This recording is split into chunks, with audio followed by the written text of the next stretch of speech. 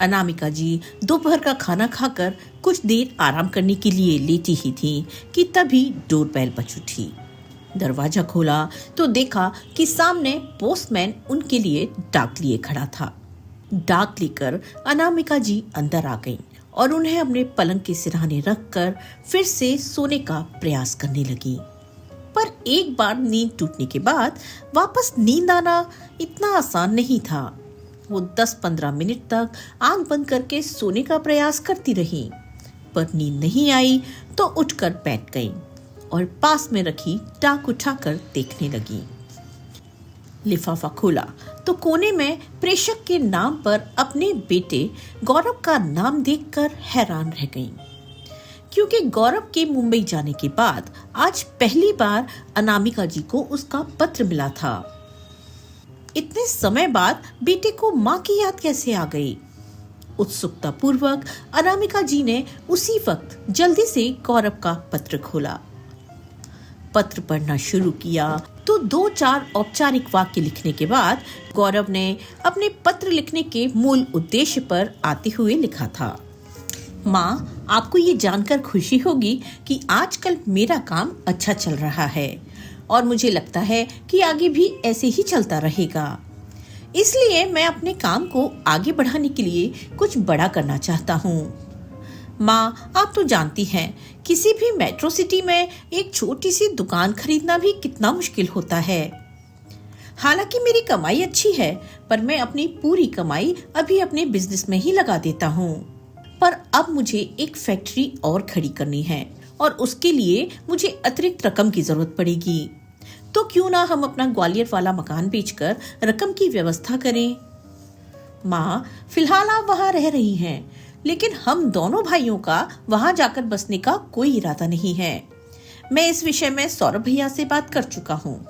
उसने तो स्पष्ट कह दिया है कि उनकी भारत लौटने की कोई गुंजाइश नहीं है। वो अमेरिका में ही अच्छी तरह से सेटल हो चुके हैं और उसको आपकी किसी भी प्रॉपर्टी में कोई रुचि नहीं है। इसीलिए उसने अपना हिस्सा भी मेरे नाम पर कर दिया है। इस तरह कानूनी तौर पर सौरभ भैया की ओर से तो हमें कोई प्रॉब्लम नहीं आने वाली है। अब बस सब कुछ आपको ही तय करना है। आप वहां अकेली रहकर क्या करेंगी? इससे बेहतर होगा कि आप हमारे पास ही शिफ्ट हो जाइए। वैसे भी आजकल आपकी तबीयत ठीक नहीं रहती है।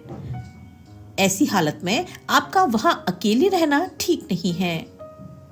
पिछली बार पापा के निधन के समय मैं वहां आया था तो अपने पड़ोसी गुप्ता अंकल से मेरी इस संबंध में बात हुई थी। वो अपने मकान को खरीदने में भी काफी इंटरेस्टेड लग रहे थे और वो इसके लिए अच्छी कीमत देने को भी तैयार हैं। पर ये मकान आपके नाम है, इसीलिए सारे डॉक्यूमेंट्स पर आपके हस्ताक्षर होने हैं। डॉक्यूमेंट्स गुप्ता अंकल खुद तैयार करवा लेंगे, आपको तो सिर्फ साइन करने हैं। माँ, आप साइन कर देंगी ना? और आप अपने साइन करके पेपर्स उन्हें भेज देना, बाकी मैं देख लूंगा। शेष कुशल, आपका गौरव। गौरव का पत्र पढ़कर अनामिका जी हैरान हो गईं। कभी पत्र को देख रही थी तो कभी अपने घर को। बिना उनकी सलाह मशवरा के अपनी ओर से तो गौरव ने लगभग सब कुछ तय कर डाला था। गनीमत थी कि मकान उनके नाम था, वरना वो तो शायद मकान का सौदा भी अपने आप करके उनको बस सूचना दे देता। आज अचानक से गौरव को अपनी माँ के अकेलेपन और उनके स्वास्थ्य की चिंता होने लगी थी, वरना पिछले वर्षों में अनामिका जी कितनी बार उसको अपने साथ ले जाने का आग्रह कर चुकी थी, पर हर बार वो कोई ना कोई बहाना बनाकर बात को टाल जाता था। गौरव का पत्र खोलने से पहले अनामिका जी के दिल में जो सुखद उत्साह था वो खत्म हो चुका था। मन में एक अजीब सी उलझन चल रही थी। सोचने लगी कि आजकल की पीढ़ी कितनी स्वार्थी और आत्म केंद्रित हो गई है। स्मृति भी तो उनकी बहन है, पर सौरभ गौरव ने उनकी संपत्ति में उसकी हिस्सेदारी को शायद जानबूझकर अनदेखा कर दिया। गौरव का पत्र पढ़ने के बाद उन्होंने जब दूसरा पत्र उठाया तो उस पर लिखित अपनी बेटी स्मृति की हस्तलिपि को पहचानने में अनामिका जी ने बिल्कुल देरी नहीं की। वैसे भी स्मृति से तो उनका पत्राचार चलता ही रहता था। स्मृति ने क्या लिखा होगा इस उत्सुकता से अनामिका जी ने उसका पत्र खोला। स्मृति ने लिखा था, माँ, इस बार मेरे पत्र देने में कुछ देरी हो गई, इसलिए क्षमा करें। आप तो जानती हैं कि नए अस्पताल को जमाने की व्यवस्था में समय कब निकल जाता है, कुछ पता ही नहीं चलता। माँ, आपको ये जानकर खुशी होगी कि सुमित और मैंने मिलकर एक योजना बनाई है। अपने अस्पताल के साथ के ब्लॉक में ही एक नया शिशु गृह खोलने की, जहाँ बेसहारा और अनाथ बच्चों का लालन पालन किया जा सके। हमारे नए शिशु गृह पालन का निर्माण कार्य काफी हद तक हो चुका है और निर्माण की यही रफ्तार रही तो अगले महीने तक सारा काम पूरा हो जाएगा। फिर उसका विधिवत उद्घाटन करने का विचार है। इस अवसर पर आपको विशेष रूप से उपस्थित होने के लिए ही मैंने ये पत्र लिखा है, ताकि आप अभी से अपने आने की तैयारी कर लें। आपके हाथों से ही हमारे शिशु गृह का शुभारंभ होगा और आपका नहीं आने का कोई भी बहाना हमें मंजूर नहीं होगा। स्मृति ने आगे लिखा था, माँ, पिछले 26 वर्षों में आपने मुझे जो प्यार, स्नेह और सहारा दिया है, उसके लिए अपनी कृतज्ञता व्यक्त करने के लिए मैं बहुत बार सोच चुकी हूँ, पर हर बार संकोच की दीवार अड़े आ जाती है। आज बहुत दिनों तक सोचने के बाद मैंने अपनी बात कहने का निर्णय किया है। माँ, आपने मुझ बेसहारा, अनचाही, बिन माँ की संतान को अपनाकर मुझ पर जो उपकार किया है, उसको मैं जिंदगी भर नहीं भूल सकती। आपने मुझे केवल सहारा ही नहीं दिया, बल्कि मेरी अच्छी से अच्छी परवरिश भी की। मुझे पढ़ाया, लिखाया, डॉक्टर बनाया। मैं ये कभी भी नहीं भूल सकती कि स्वयं के 2 संतान होते हुए भी आपने मुझे एक पल के लिए भी इस बात का एहसास नहीं होने दिया कि आपने मुझे जन्म नहीं दिया। मैं आपकी अपनी संतान नहीं, बल्कि एक अपनाई हुई बेटी हूँ। अपने बचपन की एक एक स्मृति को मैंने बहुत सहेज कर रखा है। माँ, अपने बचपन में मैं तो यही समझती रही कि आप ही मेरी माँ हैं। पर जब कुछ समझ आई और हकीकत का पता चला तो आपके प्रति मेरी श्रद्धा दुगनी हो गई। उसी दिन से आप मेरे लिए भगवान बन गए। आपने मेरी जैसी लाचार और बेबस बच्ची को अपनाकर समाज में उदारता और आदर्श का जो उदाहरण स्थापित किया है, वही अब मेरे जीवन का भी उद्देश्य बन गया है। आज मैं जो कुछ भी कर रही हूँ, उसका मार्गदर्शन मुझे आपसे ही मिला है। मेरी बहुत वर्षों से अभिलाषा थी कि मैं भी आपकी तरह अपने जीवन में अनाथ बच्चों का सहारा बनूंगी, और मेरी ये इच्छा अब पूरी होने जा रही है। और माँ, इसका शुभारंभ मैं सिर्फ आपके हाथों से ही करना चाहती हूँ। कृपया निराश मत कीजिएगा। आपकी बेटी स्मृति। स्मृति का पत्र पढ़कर अनामिका जी की आंखें भर आईं। सोचने लगी कि वो चुपचाप सी शांत स्वभाव वाली लड़की आज कितनी बड़ी हो गई है। एक तरफ उनकी बेटी स्मृति है और एक तरफ उनके बेटे गौरव का पत्र था, जिसमें केवल अपने हक और अधिकारों की बातें लिखी थीं। अपने दोनों बेटों की अच्छी से अच्छी परवरिश के लिए उन लोगों ने क्या कुछ नहीं किया। अच्छे से अच्छे स्कूल, हॉस्टल में उन्हें भेजा, उन्हें हर सुविधा उपलब्ध कराई, लेकिन फिर भी उनके बच्चों ने कभी उनकी भावनाओं को महत्व नहीं दिया। बस यही समझते रहे कि ये तो हर माँ बाप का उनके बच्चों के प्रति कर्तव्य होता है। दूसरी ओर स्मृति का पत्र था, जिसके हर शब्द में उनके प्रति उसकी श्रद्धा और आदर के भाव थे। स्मृति ने उनको इतना सम्मान दिया था कि उसके पत्र को पढ़कर एक बार तो गौरव के पत्र से मिली पीड़ा को अनामिका जी भूल ही गईं और अपने अतीत के गलियारों में घूमने लगीं। पिछले कुछ वर्षों में जीवन में कितना कुछ घट गया है। स्मृति का आगमन उनके जीवन में अप्रत्याशित रूप से हुआ था। उन दिनों अनामिका जी सरकारी अस्पताल में महिला रोग चिकित्सक के रूप में कार्यरत थीं। उन्हीं दिनों में उनकी सहेली देवकी उनके संपर्क में आई। बचपन में देवकी और अनामिका जी एक ही मोहल्ले में रहती थीं। आसपास रहने की वजह से दोनों की खूब पटती थी। दोनों रोज मिलती और ढेरों बातें करती। यूं तो दोनों में कोई फर्क नहीं था, लेकिन एक अंतर था, वो ये कि देवकी को उनके घर वालों ने पढ़ाया लिखाया नहीं था। लड़की है, लड़कियों को कौन पढ़ाता है बोलकर बस घर के कामों में व्यस्त रखते थे। वहीं अनामिका जी के पिता एक मल्टीनेशनल कंपनी में कार्यरत थे, इसीलिए उन्होंने अपने दोनों बच्चों को समान शिक्षा दिलवाई थी। लेकिन घर में हमेशा दोनों साथ साथ खेलती थीं। अनामिका जी बड़ी थी तो शादी होने के बाद अनामिका जी तो ससुराल आ गई थी। बाद में देवकी का विवाह कहाँ हुआ उन्हें पता नहीं चल पाया। उस दिन कई वर्षों के बाद अचानक एक मरीज के रूप में देवकी जब अनामिका जी के सामने आई तो एक बार तो वो उसे पहचान भी नहीं पाई। वो सुंदर सी नाजुक सी लड़की पिछले 10 वर्षों में कितनी कमजोर हो गई थी। देवकी ने भी शायद उम्मीद नहीं की थी कि उसकी जांच करने वाली डॉक्टर उसकी सहेली अनामिका ही होगी।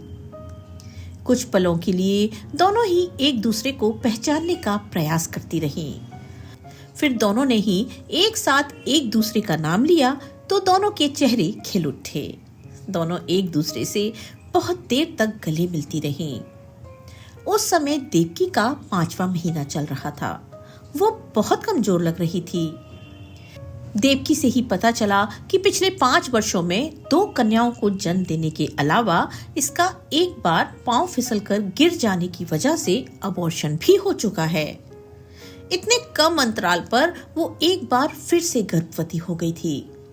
देवकी के चेहरे की घबराहट देखकर अनामिका जी ने जब उसकी परेशानी का कारण पूछा तो उसने बताया कि 2 बेटियों को जन्म देने के कारण उसके पति और सास उस पर बहुत जुल्म ढा रहे हैं। इस बार तो उन्होंने स्पष्ट कह दिया है कि अगर उसने फिर से बेटी को जन्म दिया तो वो लोग उसे घर से ही निकाल देंगे। देवकी की दर्द भरी कहानी को सुनकर अनामिका जी भी बहुत दुखी हुई। देवकी बार बार उनसे प्रार्थना कर रही थी कि वो उसकी जांच कर दे ताकि उसे पता चल जाए कि उसके गर्भ में बेटा है या बेटी। अगर बेटी हुई तो उसकी सास और पति उसे कतई माफ नहीं करेंगे। देवकी की बात सुनकर अनामिका जी गंभीर हो गईं, पर उसकी जांच करने से पहले वो कुछ भी नहीं कह सकती थी। जांच करने पर पता चला कि गर्भ में बेटी ही है। अब तो देवकी बार बार एक ही रट लगाई जा रही थी कि वो उसका अबॉर्शन कर दे। अनामिका जी ने उसको समझाना चाहा कि वो उसका गर्भपात नहीं कर सकती। जब बेटी पैदा होगी और तब उसकी सास और पति अगर दबाव डालेंगे तो उस वक्त देखा जाएगा कि क्या कर सकते हैं, लेकिन अभी उसका गर्भपात करना उसके लिए जानलेवा हो सकता है। अनामिका जी की बात सुनकर वो थोड़ी सहज हुई और उनसे दवाई लेकर अपने घर चली गई। उसके बाद देवकी समय समय पर उनके पास जांच के लिए आती रही। देवकी से धीरे धीरे उसकी पारिवारिक परिस्थितियों की जानकारी मिलती रही। देवकी ने बताया कि उसके पति घर में अकेले कमाने वाले हैं। उन पर अपनी माँ तथा 2 बहनों की पहले से ही जिम्मेदारी है। जब उसके भी 2 लड़कियां हो गईं, तो उसकी सास और पति बहुत बौखला गए थे। अपनी सारी नाराजगी वो देवकी पर निकालते रहते थे। इसी कारण वो अपनी तीसरी बेटी पैदा ही नहीं करना चाहती। खैर, जैसे जैसे प्रसव का समय नजदीक आ रहा था, देवकी के मन में डर और शंकाओं के बादल गहराते जा रहे थे। कमजोरी की वजह से जब नॉर्मल प्रसव नहीं हो पाया तो देवकी को ऑपरेशन के लिए ले जाया गया। ऑपरेशन थिएटर में भी देवकी बार बार याचना कर रही थी, दीदी, यदि ऑपरेशन के दौरान मेरी मौत हो जाए तो आप कृपया करके मेरी बेटी को मेरे घर वालों को नहीं सौंपना। मैं नहीं चाहती कि मेरी पहली 2 बेटियों की तरह इसको भी जन्म लेते ही अपमान और उपेक्षा झेलनी पड़े। आपके पास तो ऐसे बहुत से निसंतान दंपत्ति आते होंगे जिनके अपने बच्चे ना होने के कारण वो दूसरों के बच्चों को गोद लेना चाहते हैं। आप कृपया ऐसे ही जरूरतमंद दंपत्ति को मेरी बच्ची सौंप देना, जहां उसके आगमन का स्वागत किया जाए। कहते कहते देवकी रो पड़ी थी। देवकी की बातों को सुनकर अनामिका जी की भी आंखें भर आई थीं। उन्होंने उसे आश्वासन दिया, तुम किसी प्रकार का तनाव मत रखो, तुम कुछ नहीं होगा। फिर भी मैं तुम्हें वादा करती हूँ कि मैं तुम्हारी बेटी की हर तरह से हिफाजत करूंगी और जब तक कोई सुयोग्य परिवार उसे अपनाने के लिए नहीं मिलेगा तब तक तुम्हारी बेटी को मैं स्वयं अपने पास रखूंगी। उनसे आश्वासन मिलने के बाद देवकी भी थोड़ी निश्चिंत होकर बोली, दीदी, मैं जीवन भर तनाव मुक्त और निश्चिंत होकर जी तो नहीं पाई, पर आज आपकी बात सुनकर शांति से मर जरूर सकूंगी। क्या देवकी अपने जीवन से इतनी निराश हो गई थी कि उसे अपनी मृत्यु का अंदाजा हो गया था? ऑपरेशन के दौरान अचानक उसका ब्लड प्रेशर बहुत बढ़ जाने के कारण उसकी स्थिति गंभीर हो गई थी। हर संभव प्रयास करने पर भी अनामिका जी उसको तो नहीं बचा पाई, पर हाँ, उसकी बेटी को किसी तरह बचा लिया। दुखी मन से जब वो ऑपरेशन थिएटर से बाहर निकली तो देवकी की सास ने देवकी के स्वास्थ्य के बारे में पूछने की बजाय पहला प्रश्न किया, क्यों डॉक्टर साहब, इस बार तो मेरा पोता ही हुआ है ना? तो अनामिका जी ने इनकार करते हुए जब उसे देवकी की मृत्यु और उसको पुत्री होने की सूचना दी तो वो अपना सर पीटते हुए बोल पड़ी, हे भगवान, हमारे तो कर्म ही फूट गए हैं। अरे मेरे बेटे का क्या होगा? इस महंगाई के जमाने में वो कैसे अपनी दो दो बहनों और तीन तीन बेटियों का बोझ उठाएगा? फिर देवकी को कोसते हुए बोली, वो अभागिन स्वयं तो चली गई, पर जाते जाते एक नई मुसीबत हमारे गले मड़ गई। अच्छा होता भगवान उसके साथ साथ इसे भी उठा लेता। देवकी का पति चुपचाप खड़ा अपनी माँ की बातें सुनता रहा।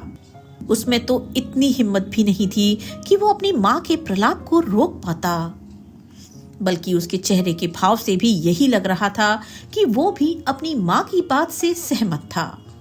उसको देखकर लग रहा था कि उसे अपनी पत्नी की मौत का भी कोई खास दुख नहीं हुआ। इन लोगों के रूप को देखकर अनामिका जी को विश्वास हो गया कि देवकी ने ठीक ही कहा था कि उसकी सास और पति कितने निर्दयी लोग हैं। वास्तव में उसकी बेटी को निर्दयी हाथों में सौंपना उचित नहीं है, पर इसके लिए उसके पति की स्वीकृति लेनी भी जरूरी थी। अनामिका जी ने जब देवकी की अंतिम इच्छा के विषय में उन्हें बताया तो उनकी तो जैसे मुंह मांगी मुराद ही पूरी हो गई हो। देवकी का पति 2-4 मिनट अपनी माँ से सलाह मशवरा करने के बाद तुरंत बोला, डॉक्टर साहब, यदि देवकी की भी अंतिम इच्छा यही थी कि इस बच्चे को किसी को गोद दे दिया जाए तो मुझे कोई ऐतराज नहीं है। मैं उसकी अंतिम इच्छा का अनादर नहीं करूंगा, बस यही समझकर संतोष कर लूंगा कि देवकी के साथ बच्ची भी जन्म लेते ही हमसे बिछड़ गई। मैं तो पहले से ही अपनी 2 बहनों और 2 बेटियों की जिम्मेदारी उठाते उठाते परेशान हो गया हूँ।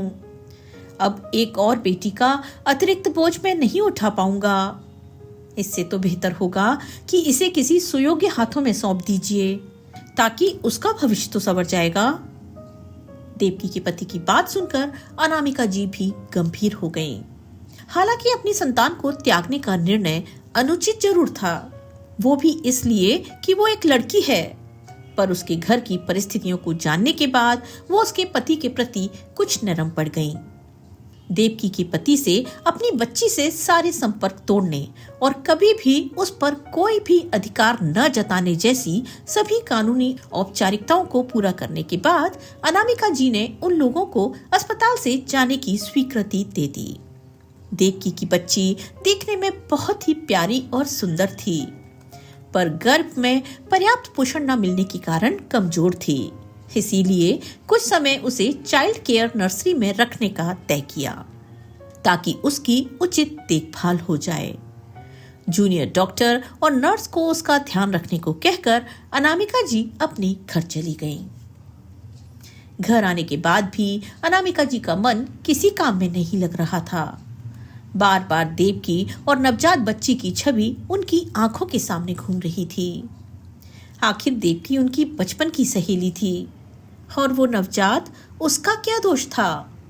जब तक वो बच्ची को किसी सुयोग्य हाथों में सौंप नहीं देती तब तक वो स्वयं भी निश्चिंत नहीं हो सकती थी। अनामिका जी के पति ने उन्हें विचार मग्न देखकर 1-2 बार टोका भी, पर अनामिका जी ने अस्पताल की कोई प्रॉब्लम कहकर बात टाल दी। दूसरे दिन वो जैसे ही अस्पताल पहुंची तो सबसे पहले उनके कदम उस नन्ही बच्ची को देखने नर्सरी की ओर चल पड़े। अनामिका जी को बच्ची के पास देखकर नर्सरी की कई नर्सेज बच्ची के पालने के इर्द गिर्द इकट्ठी हो गईं और सभी एक स्वर में बोली, मैडम कितनी प्यारी और सुंदर बच्ची है ना ये, इसको तो कोई भी अपना लेगा। उसी समय बच्ची रोने लगी। उसको रोते देखकर सहसा ही अनामिका जी के हृदय में प्यार उमड़ पड़ा।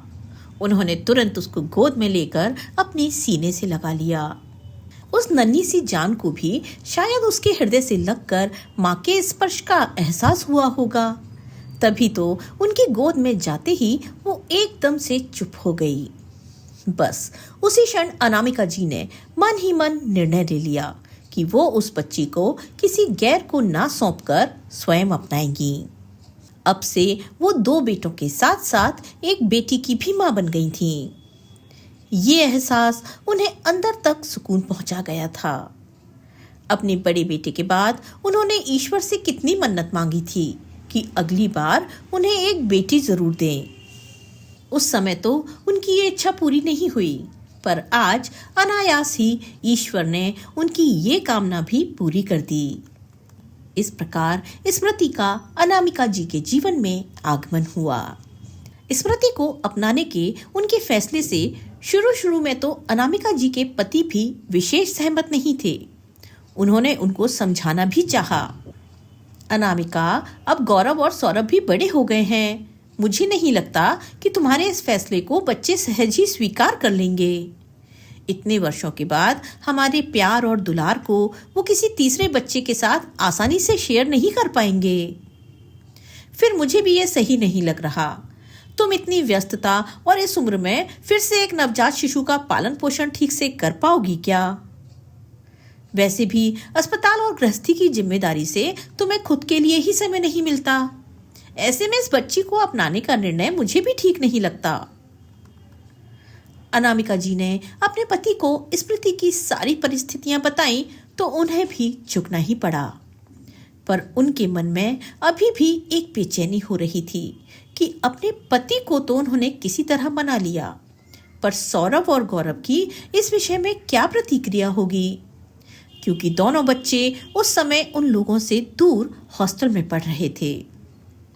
खैर, जो होगा देखा जाएगा, सोचकर अनामिका जी अपना पूरा प्यार, दुलार और स्नेह स्मृति पर लुटाने लगी। स्मृति के आने से उन्हें जीवन में एक नया मकसद मिल गया था। हालांकि उसकी परवरिश में शुरू में उन्हें कुछ कठिनाइयां आई। सौरभ और गौरव को बड़ा करने के बाद छोटे बच्चों की परवरिश की आदत ही छूट गई थी। एक बार फिर से सूसू पोटी से लेकर रातों को जागने का सिलसिला शुरू हो गया। पर थोड़े ही दिनों में उन्हें अपनी नई जिम्मेदारियों की आदत भी पड़ गई। जब गर्मी की छुट्टियों में सौरभ और गौरव घर आए तो स्मृति को देखकर शुरू में तो वो भी बहुत खुश हुए। वो उसके साथ खेलते, कभी उसको दूध पिलाने की कोशिश करते तो कभी सुलाने की। पर कुछ दिनों बाद ही उन्हें जब लगने लगा कि उसकी मम्मी सारा समय स्मृति की देखभाल में ही व्यतीत कर देती है, तो उन्हें स्मृति की उपस्थिति खटकने लगी। एक बार तो नाराज होकर उन्होंने कह भी दिया, मम्मी आप सारा समय या तो अपने हॉस्पिटल में व्यस्त रहती हो या फिर घर पर स्मृति की देखरेख में लगी रहती हो। हम इतने दिनों बाद हॉस्टल से आए हैं तो भी आपके पास हमारे लिए समय ही नहीं रहता। आप इसको जहां से लेकर आई हो वहीं वापस छोड़ आओ।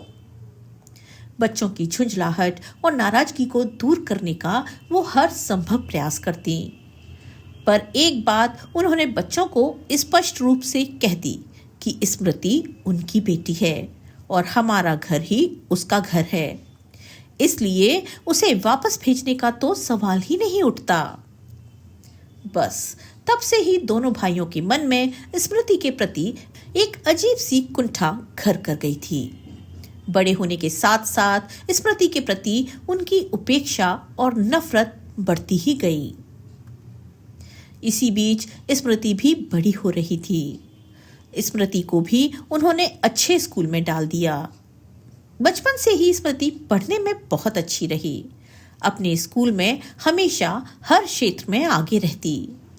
अनामिका जी की भी बहुत इच्छा थी कि उनके दोनों बेटों में से कोई एक तो उनके व्यवसाय को अपनाए, पर सौरभ ने एमबीए में दाखिला लिया और गौरव ने इंजीनियरिंग करने का निश्चय किया। दोनों बच्चे शुरू से ही हॉस्टल में रहने के कारण परिवार से कट से गए थे।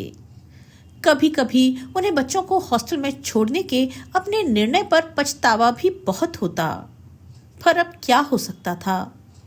अनामिका जी के पति अपने बिजनेस में निरंतर उलझे रहे और अनामिका जी भी हॉस्पिटल में व्यस्त रहीं।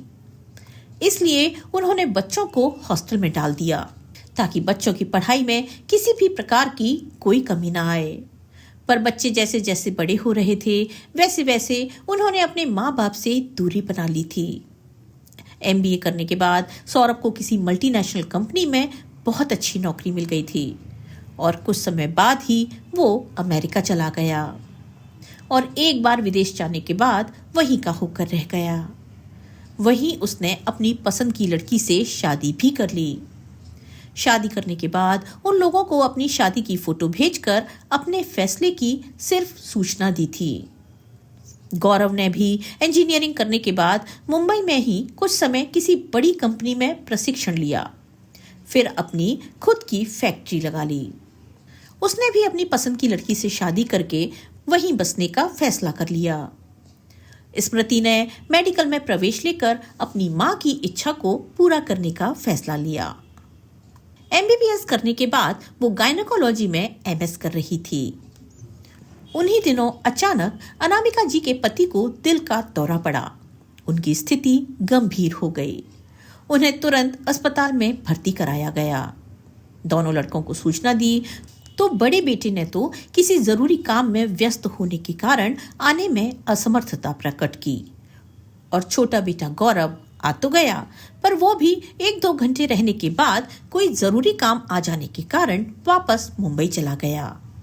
उन दिनों स्मृति ने सब कुछ छोड़कर राजेंद्र जी की सेवा में जी जान एक कर दिया था। डॉक्टर को बुलाने, दवाइयों की व्यवस्था करने के साथ साथ उन दोनों की हिम्मत भी बढ़ाती थी। स्मृति की सेवा ने अनामिका जी के साथ साथ राजेंद्र जी का मन भी जीत लिया था। उन्होंने अपने अंतिम समय में उनका हाथ थामते हुए यही कहा, अनामिका, स्मृति ने मेरी जो सेवा की है वो मेरे बेटे भी नहीं कर पाए। सौरभ के लिए तो अपने मरते हुए बाप से भी ज्यादा महत्वपूर्ण उसका काम है। गौरव औपचारिकता निभाने आया भी तो काम का बहाना बनाकर 2-3 घंटे में वापस चला गया। कभी कभी मुझे ये सोचकर ही बहुत घबराहट होती है कि यदि स्मृति हमारे पास नहीं होती तो हमारी क्या दशा होती। अब जाते जाते मैं इस बात से तो निश्चिंत हूँ कि भले ही हमारे बेटों के पास हमारे लिए समय नहीं है, पर हमारी बेटी तो सुख दुख में सदैव हमारे साथ रही है। वास्तव में स्मृति को अपनाने का तुम्हारा निर्णय बहुत सही था। कहते कहते उन्होंने अपना दम तोड़ दिया। अनामिका जी पर तो जैसे दुखों का पहाड़ ही टूट पड़ा था, लेकिन इस प्रति उन्हें हर वक्त साहस दिलाने का प्रयत्न करती रहती। अपने पिता को याद करके स्मृति भी अक्सर रो देती, पर उसे इस बात का बहुत बड़ा संतोष था कि अपने अंतिम दिनों में पापा ने भी उसे अपना लिया था। अपने पति के जाने के बाद अनामिका जी अंदर तक टूट चुकी थीं। इसीलिए उन्होंने अस्पताल से भी अवकाश ले लिया। अपने जीवन का अंतिम समय उन्होंने कल्याणकारी कार्यों में समर्पित करने का फैसला ले लिया। स्मृति उनका बराबर ध्यान रखती थी। 2 साल बाद स्मृति के एमएस करने के बाद अनामिका जी ने उसकी शादी उसके सहपाठी सुमित से करा दी और वो भी मुंबई चली गई। स्मृति की शादी पर उन्होंने अपने दोनों बेटों को बुलावा दिया, पर दोनों ने स्मृति को मन से कभी अपनी बहन माना ही नहीं था। इसलिए उनका शादी में शामिल ना होना उन्हें कोई आश्चर्य की बात नहीं लगी। स्मृति मुंबई जाने के बाद भी जब भी मौका मिलता 1-2 महीने में अनामिका जी से मिलने आ जाती। बस जीवन इसी गति से चल रहा था। पर आज अचानक मिले गौरव और स्मृति के पत्रों ने अनामिका जी के जीवन में फिर से एक हलचल मचा दी थी। दोनों ही पत्र मुंबई से आए थे, पर दोनों को लिखने के पीछे उद्देश्य बहुत अलग थे। वो सोच रही थी कि रिश्तों के भी कितने रंग होते हैं। गौरव और सौरभ को तो उन्होंने जन्म दिया था, उनसे तो उनका खून का रिश्ता था। फिर भी दोनों ही बच्चों ने इस रिश्ते को कभी भी विशेष महत्व नहीं दिया, जबकि स्मृति से तो उनका कोई रक्त संबंध था ही नहीं। फिर भी वो उनके हृदय के कितनी नजदीक थी। स्मृति के व्यवहार में उनके प्रति श्रद्धा और सम्मान था। वो सोच रही थी कि लोग कहते हैं खून का रिश्ता ही सब कुछ होता है, पर उन्हें तो लगता है कि माँ के रिश्ते से बड़ा कोई रिश्ता नहीं होता। यही सब सोचकर उन्होंने अपने बेटे के पत्र का जवाब दिया और लिखा, माफ़ी चाहती हूँ बेटा, लेकिन तुम दोनों भाइयों के लिए तुम्हारे माँ बाप कोई मायने नहीं रखते, क्योंकि अपने पिता के अंतिम क्षणों में भी तुम दोनों भाइयों के पास अपने पिता के लिए समय नहीं था, तो आज उनकी जायदाद पर भी आपका कोई हक नहीं है। इसीलिए मेरे मरने के बाद मेरी पूरी प्रॉपर्टी मेरी बेटी स्मृति की होगी, क्योंकि वही अपने पिता के अंतिम क्षणों में उनके पास खड़ी थी। और आज के दिन भी वही है जो मेरा बहुत ख्याल रखती है। इसीलिए मेरी प्रॉपर्टी को हड़पने की कोशिश मत करना। आपकी माँ अनामिका। पत्र लिखकर अनामिका जी को एक अजीब सी संतुष्टि मिली। उन्होंने पत्र पोस्ट किया और अपनी बेटी स्मृति के पास जाने की तैयारी करने लगी। दोस्तों, आपको आज की ये कहानी कैसी लगी, लाइक और कमेंट करके जरूर बताएं। अगर आप हमारे चैनल पर पहली बार आए हैं तो चैनल को सब्सक्राइब करना बिल्कुल ना भूलें। मिलते हैं एक नई कहानी के साथ। तब तक के लिए स्वस्थ रहिए, मस्त रहिए और अपने अपनों का ख्याल रखिए। आपका बहुत बहुत धन्यवाद।